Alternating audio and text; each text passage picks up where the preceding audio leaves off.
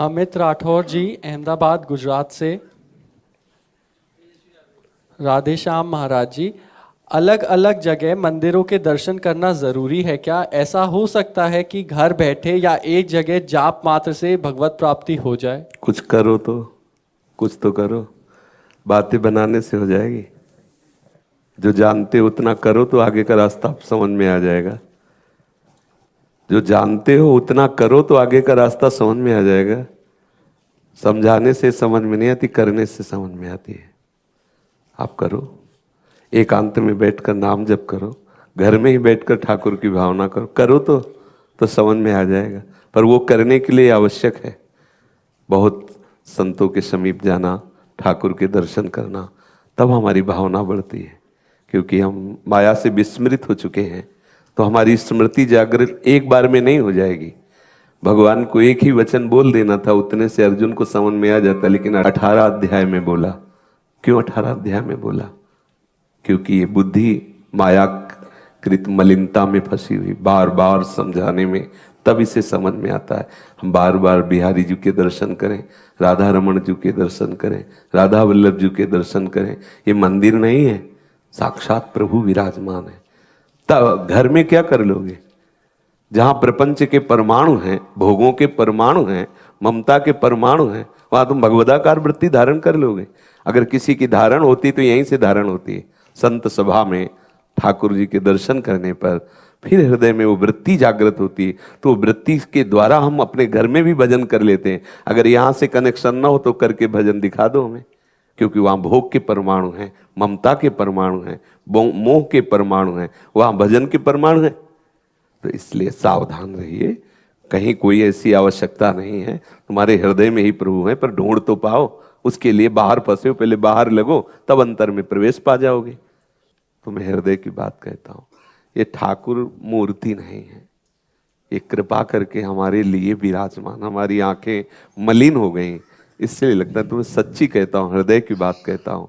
ये मूर्ति नहीं है। बिहारी जी साक्षात श्यामा श्याम बिहारी जी रूप में है, साक्षात प्रिया प्रीतम राधा रमण रूप में, साक्षात हमारे नेत्र गोचर मेरे प्रभु। लेकिन धूल भरी हुई है, आज हम इनको मंदिर मानते हैं, मूर्ति मानते हैं। मंदिर चलो, मूर्ति के दर साक्षात ये किसी कारीगर के द्वारा रची हुई नहीं, ये स्वयं प्रकाशित ठाकुर, स्वयं प्रकाशित। श्रीनाथ जी महाराज जो अन्योर में जतिपुरा में प्रकट हुए ना ठाकुर जी, तो एक त्रिपुरदास जी नाम के भक्त थे। वो ठाकुर जी को सर्दी का पोशाक दगला भेजते थे, दगला बनवा के बड़ा सुंदर ऐसे। तो भगवान की ऐसी लीला होती है कि भक्तजनों के जीवन से मलिन माया का निवारण कर देते हैं। तो वो प्रायः साधु सेवा, ठाकुर सेवा में से मगन रहते। तो धीरे धीरे राजा के पास विपरीत बातें पहुंची। बड़ी कथा है त्रिपुरदास जी की।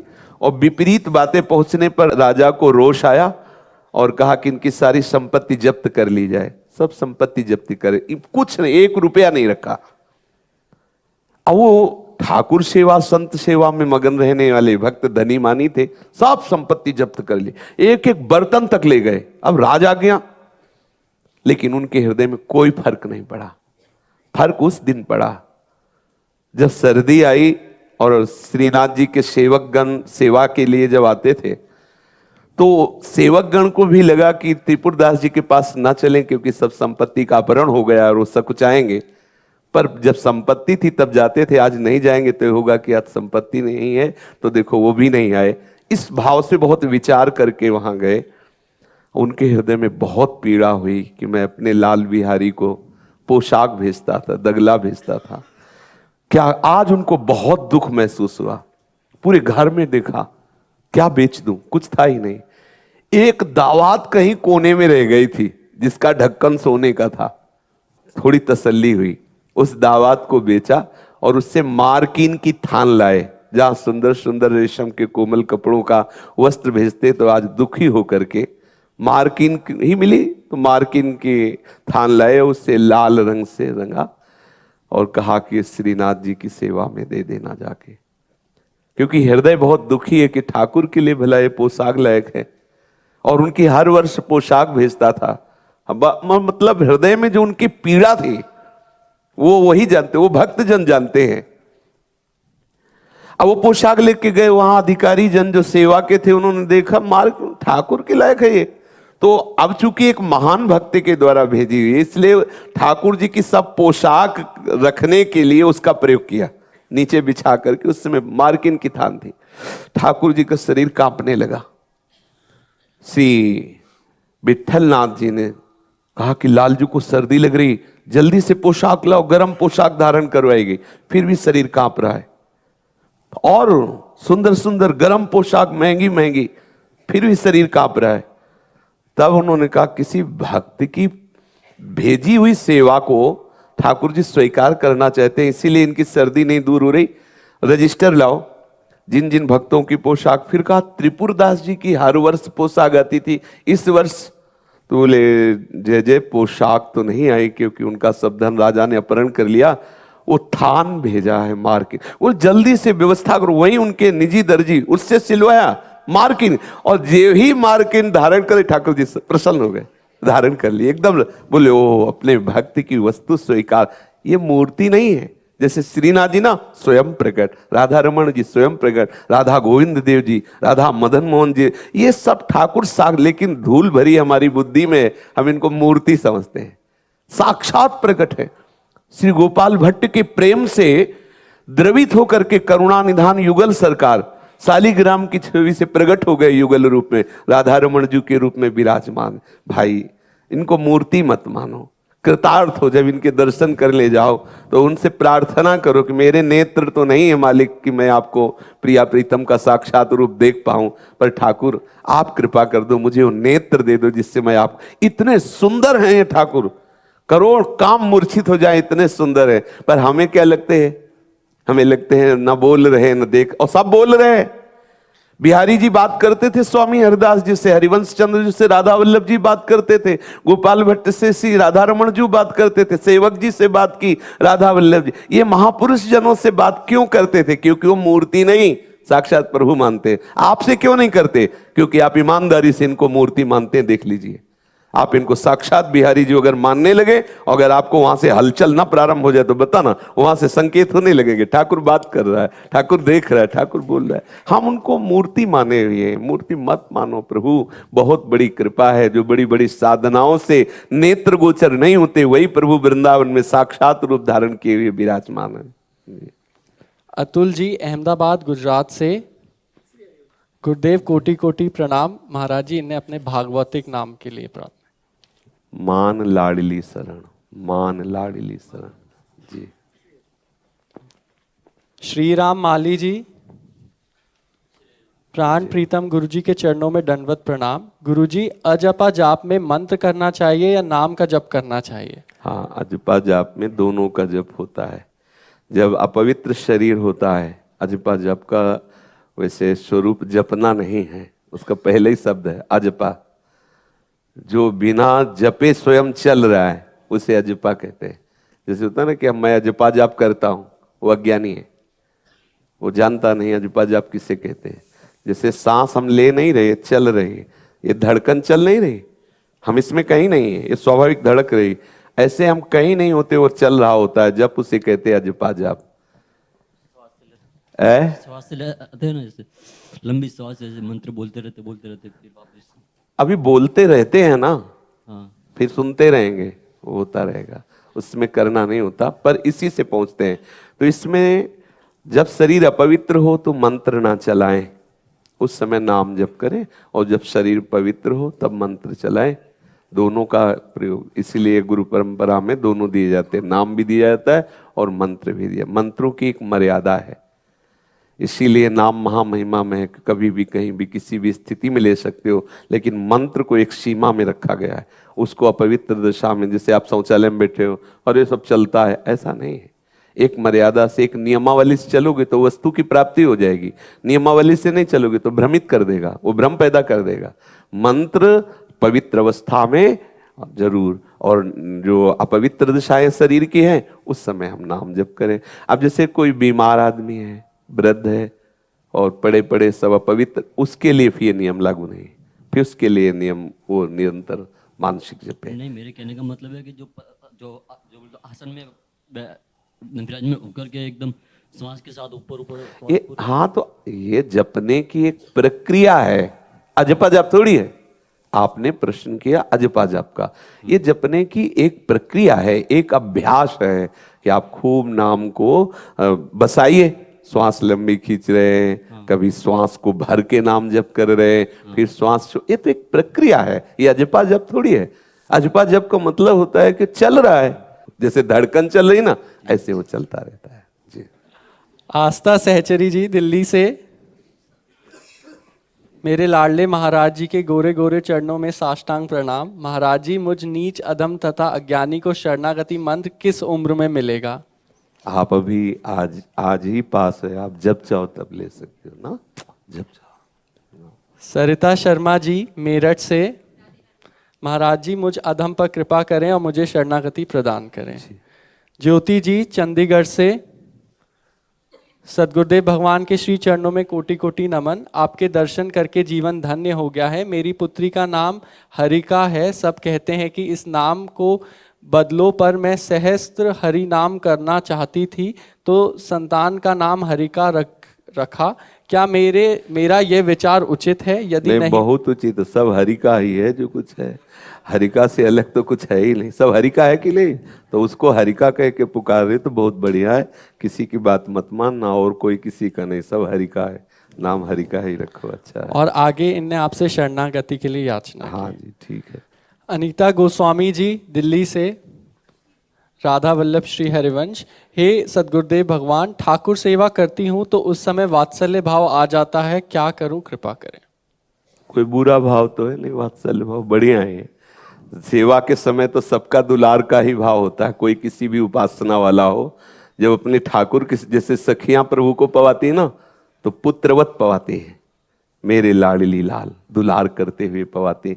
तो सेवा के समय दुलार आना कोई हानि का विषय तो है नहीं। आगे ये कह रही हैं, पहले ठाकुर जी के भोग में तुलसी डालते थे, अब डाले या ना डाले?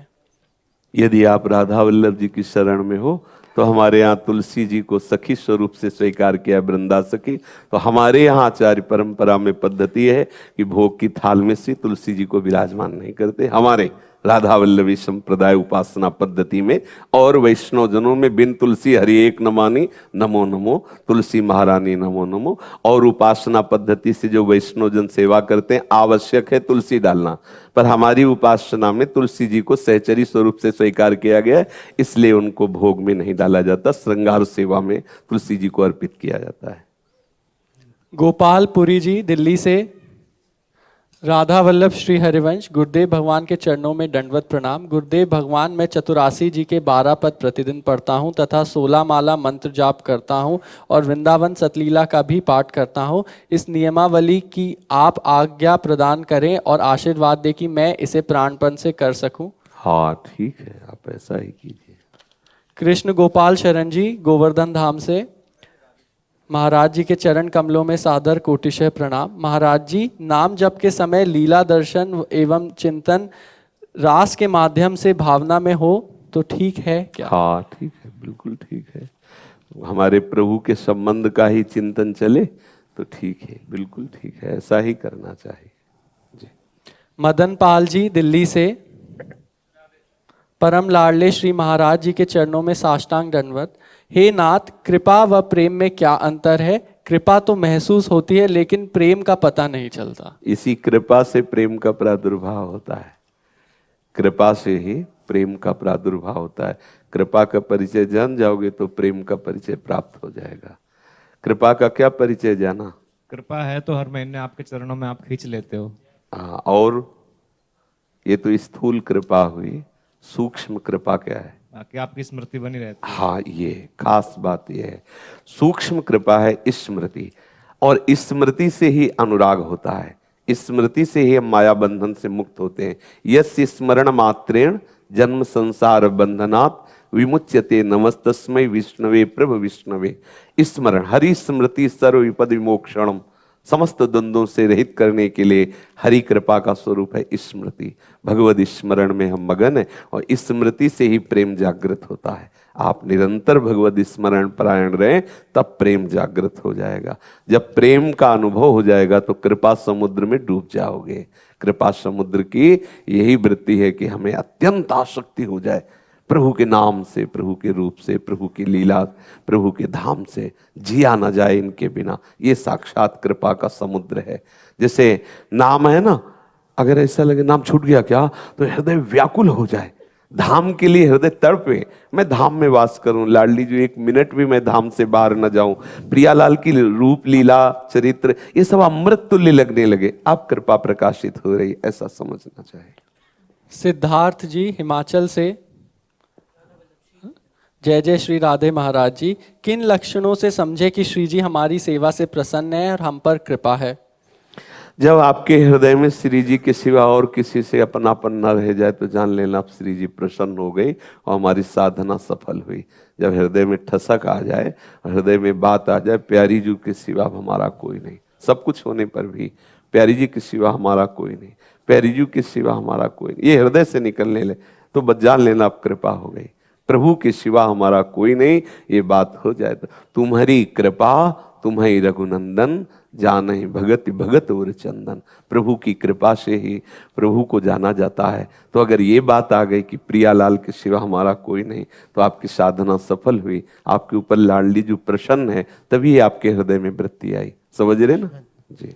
राहुल प्रजापति जी, महाराज जी के चरणों में सत सत प्रणाम। महाराज जी, ये बताने की कृपा करें कि मैं कौन सा ग्रंथ पढूं जिसमें प्रेम उत्पन्न हो और प्रभु के लिए रोना आ जाए, क्योंकि इसमें अद्भुत आनंद है। हाँ, तो भैया पहले दो बातें इसमें स्वीकार करनी होंगी। पहली बात सिद्धांत, श्रीमद् भगवत गीता जी और श्रीमद् भागवत, ये है वो कटोरा जिसमें हम रस रोकेंगे। सिद्धांत का मतलब जिसे अंजलि, पात्र, ये पात्र बनाएगा।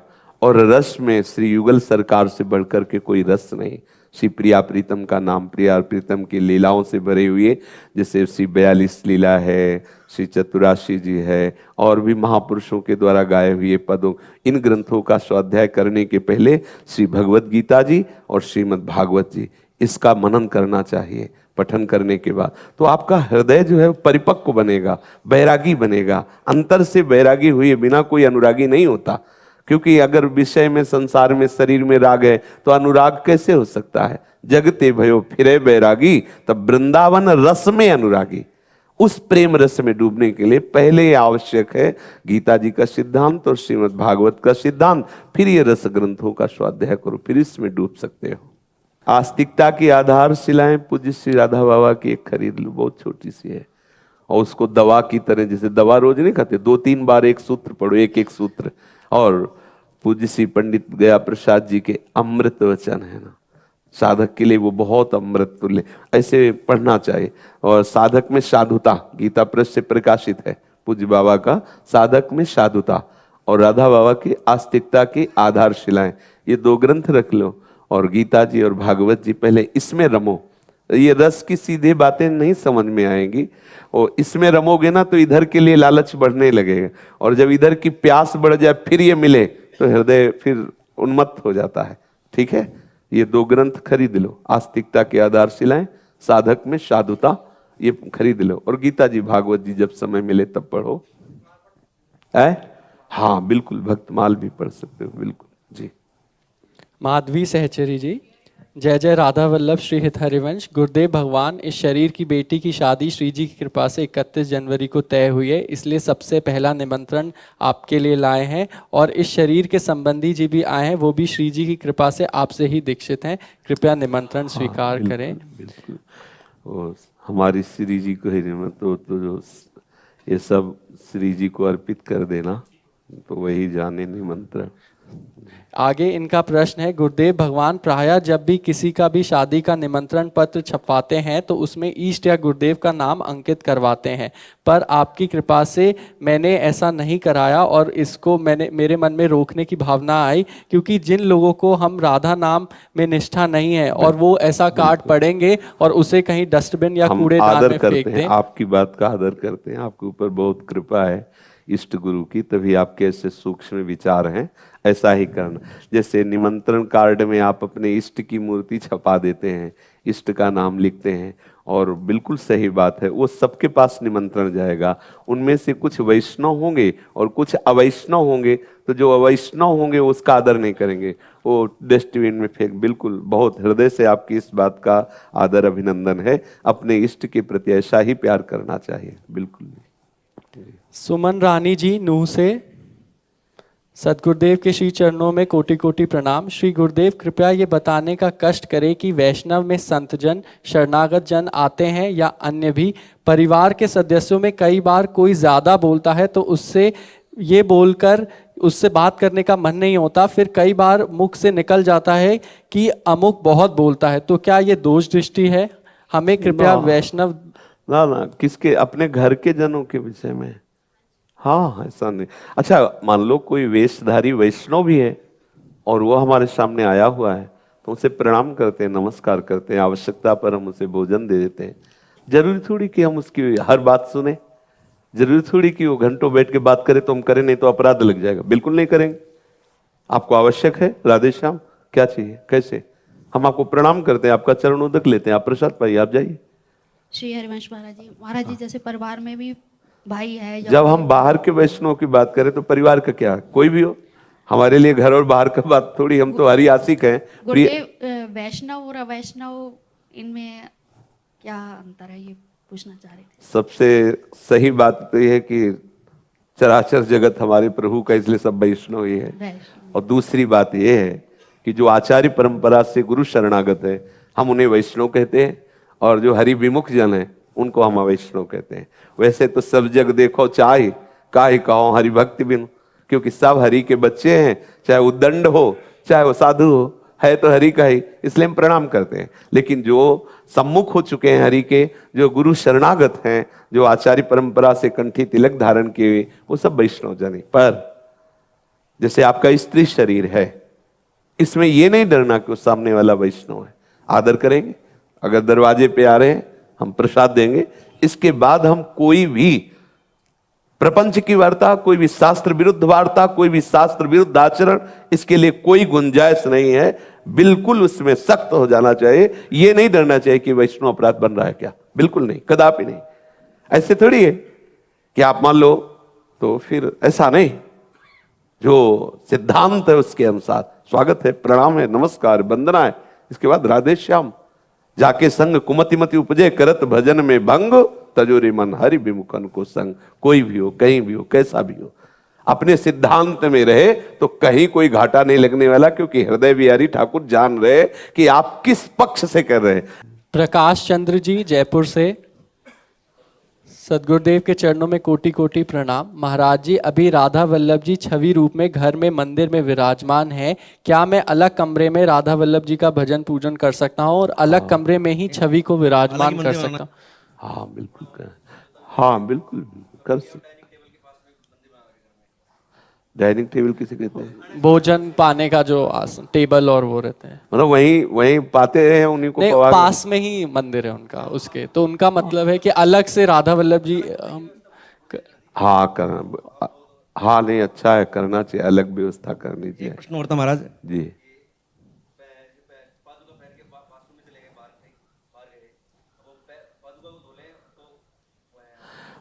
हाँ, बस वो शौचालय वाली थोड़ी बात है कि शौचालय में तो बस फिर शौचालय में ना। हमारा वृंदावन में आते हैं जैसे, या और कहीं बार गए तो अब ये कि पादुका बार बार चेंज नहीं कर सकते, तो उस समय के लिए क्या नियम है? जैसे वो धो करके जैसा साबुन से ढंग से धो लिया, अरे नहीं, साउन नहीं वैसा। हाँ नहीं, मुझे बस नहीं आता नहीं, है। उसके केवल निषेध की वृत्ति में कि जैसे आप वो पहन कर लघु शंका गए, शौचालय गए, तो फिर उसमें मन, घर में ऑफिस में तो ये नियम रखते हैं। हाँ, तो फिर कोई परेशान, पर अब बाहर जैसे ये जैसे नहीं हम ही है ना, हाँ, अब हम बाहर जैसे जाते हैं तो हम लघु शंका करेंगे, पादुका उतार के, पादुका अलग करके फिर लघु शंका करेंगे, पैर धोएंगे, फिर पादुका, क्योंकि हर समय मंत्र जपना है। तो अब ये नहीं कि वही पादुका पहन कर ऐसा, अगर हमें ऐसा कहे कुछ, पर थोड़ा निर्वाह कठिन होता है करना, पर निर्वाह कठिनता से कर ले जाओगे तो फल भी बहुत ऊंचा मिलेगा। थोड़ा प्रमाद स्थिति ना करे। जैसे किसी ने कहा कि मानसिक जप करने में क्या परेशानी, तो मानसिक मन ही को तो शुद्ध करना है, और मन आसक्त है तन में, और तन को हम अगर अपवित्र रखेंगे तो तुम केवल बातें भले बनाओ कि मानसिक जप कर लेंगे, ऐसे थोड़ी होता मानसिक जप। जैसे मान लो आप किसी ऐसे से कहो तो मान लेगा आपकी बात, लेकिन अपने लोगों का जीवन उसी में घुटा हुआ है, तो पता है अगर इतना भी मुख में कुछ चला जाए तो यहां से निज मंत्र बंद हो जाएगा, राधा वल्लभ श्री हरिवंश चलने लगेगा। जब तक आचमन नहीं करेंगे तब तक वो चल नहीं सकता। अगर ऐसे चप्पल में पैर गए, निज मंत्र रुक गया। जब हम समझाएंगे उसको कि ये चप्पल लघुशंका बाथरूम में नहीं गए, तब वो दिमाग में आएगा, नहीं तो चप्पल में ऐसे रखते ही बंद।